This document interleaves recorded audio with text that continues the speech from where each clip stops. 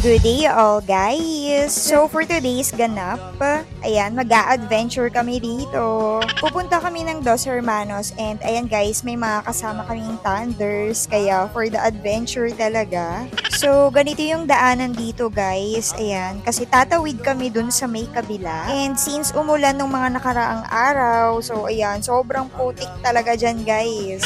So ayan ang aming tour guide. And as you can see, ayan, ganyan yung mga trabaho nila sa kampo since, ayun nga, nagtatanim sila dyan. So, kami naman here is, ayun, tamang lakad papunta dun sa kabila. So, dito kami dadaan, guys. Ayan, tamang daan lang sa gilid-gilid. So, medyo hassle kasi, ayun, pwedeng lumubog talaga yung paa mo sa putik.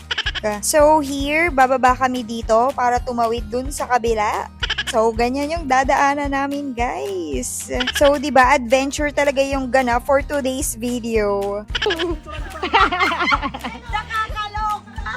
Babagsak, guys! Tubig!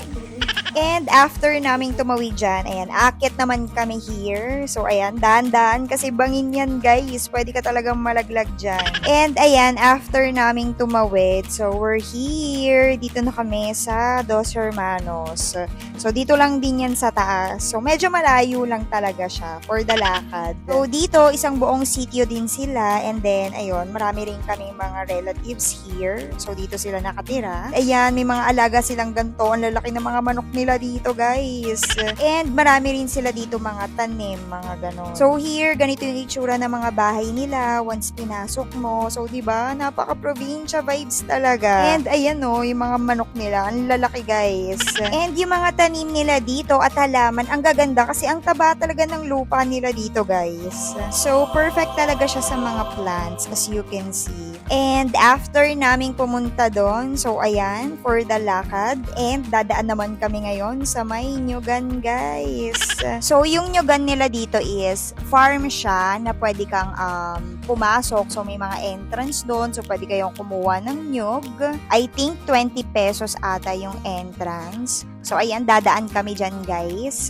So, ayan, sa bungad, ganyan yung makikita nyo. But, sa loob, maa-amaze ka kasi yung mga nyug nila here is mabababa, as in maaabot mo lang talaga. And, syempre, sobrang dami, guys. Kaya naman, ayan, tamang video kami dyan. Baba lang guys. So, di ba abot kamay lang talaga. So, after ng adventure namin that day, balik na kami. So, thank you for watching, guys.